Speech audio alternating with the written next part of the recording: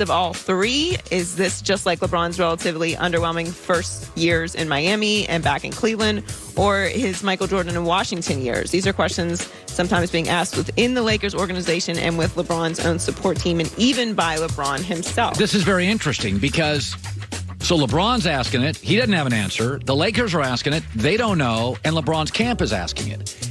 And that's really healthy.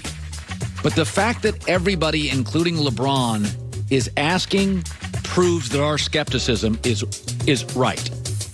I do believe the great LeBron years are over, although I still think he'll be a remarkably talented guy for another 3 years. He'll be a 27-point-a-game, 8-8 guy. I think he'll have a great year next year.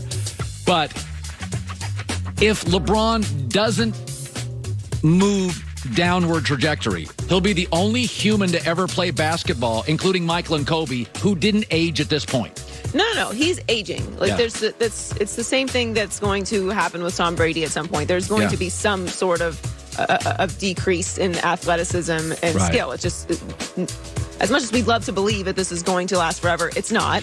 And we've seen the first step towards that. Now, I'm not saying that LeBron has walked off a cliff and it's all over and he's not going to be the same player next year. I think that this strangely, being a year he doesn't make the playoffs is a blessing in disguise, because he's going to have some extra time for the first time in a very long time to rehab and get everything right again. So there's a lot that can happen in the offseason. We don't know what's going to happen with free agency. I know we all have some doubts and skepticism about the Lakers organization being able to put something together and around LeBron, but we don't know what anyone's going to do. There's a million different scenarios that could change the future of this organization in the next couple years. But I think the feeling around the Lakers and how everyone is looking at it is clearly realistic. Yeah, and we have to be careful about Brady.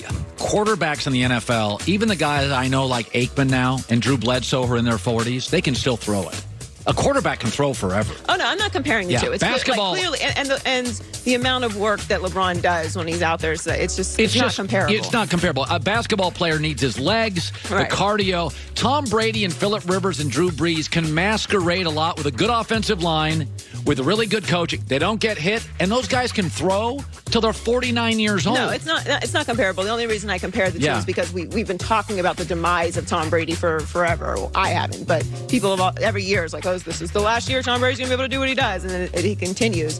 I don't want to do the same thing with LeBron, is all I'm saying. And I do think he's going to have some extra time to rehab. Yeah. He's had an incredible health history, so we'll see what happens. So Kevin Durant is obviously one of the best pure scorers in the league, and after notching the most efficient shooting night of his career by going 12 of 13 from the field and to 28 points against the Grizzlies, Durant reveals he's been charting his shots since 2009. My second year in the league, I started charting my shots and make some misses throughout the game, and that kind of reminded me to take good shots, and it keeps me locked in on the floor of the game. So I guess it's a game within a game. Let me tell you something. I watched some of this. Kevin Durant's last couple games, his efficiency is unbelievable. I really think this is KD's time. Yeah, LeBron is out of the playoffs, and he's on the team to beat, and he's won Finals MVP, and he's got his championships, and obviously we're all watching to see what happens in free agency. But this is KD's moment to me. LeBron is not in the playoffs, and we've been having this conversation about what's going to happen in the future with the NBA and the face of the NBA. I think this is. Listen, everybody wants to talk about Harden and Giannis. Let me tell you something, folks. This is the unstoppable NBA force. A 7'1" guy with unlimited range who can put it on the floor. When I'm watching Kevin last night, you're just sitting there thinking, nothing against Harden and Giannis. This guy gets any shot, anytime he wants it. His ability to put the ball on the floor, he's angular, the way he moves, he can jump, he can fade. He's like a significantly more athletic Dirk Nowitzki. And when Dirk was in his prime 9 years ago, you just can't stop him. I mean, I just don't think we've ever seen anything like Kevin Durant. We haven't. He's completely unique. And finally, the Patriots have been unable to add a top wide receiver heading into 2019, which they clearly need. Yeah. But that's not due to a lack of effort on their part. Michael Girardi of the NFL Network reports that the Patriots have inquired about almost every available top wide receiver. That includes Odell and Antonio Brown. How about that? Very interesting How to about me. that? Now, obviously, with Gronk retiring, Julian Edelman is basically the last reliable target that Tom Brady, or at least one that he's comfortable with, remaining on the team. Obviously, they're probably going to draft one since this is a point of need for them. But I do think the Antonio Brown thing is interesting specifically because Odell, to me, fit.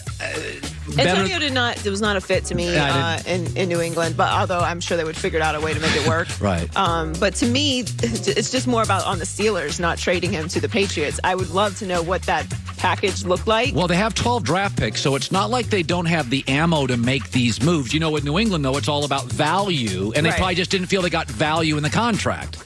Or maybe the Steelers were like, it doesn't matter what you offer us, we're not giving you Antonio Brown. No, I get that. No, I totally... Which makes sense. But I wonder what it is, though, because I do wonder if the Patriots were like, we'll give you a first-round pick, even though that's very un-Patriot-like. Yeah. I wonder. I just want to know what that package was. It'd be very interesting to me. So do I. Good stuff. Joy with the news. Well, that's the news. And thanks for stopping by. The Herd Lie Well, News. it's fitting because our next guest may just know he's as close to the Patriots as anybody via the Coward Global Satellite Network. Albert Breer, senior NFL reporter, Monday Morning Quarterback. I was a little shocked by the Gronk news. What do you make of the Patriots out looking at all these top receivers? They have 12 picks. Does that indicate to you they're going to draft 2 or 3 wide receivers for Brady now that they missed on OBJ and Antonio and that Gronk is retired? Well, I wouldn't say that the idea that they could actually trade for a receiver is off the table. I mean, you mentioned some big names there, Antonio Brown, Odell Beckham, but there's a secondary market for receivers, and I know they have asked around about those guys like Sterling Shepard in New York, Mohamed Sanu in Atlanta. There have been guys that kicked the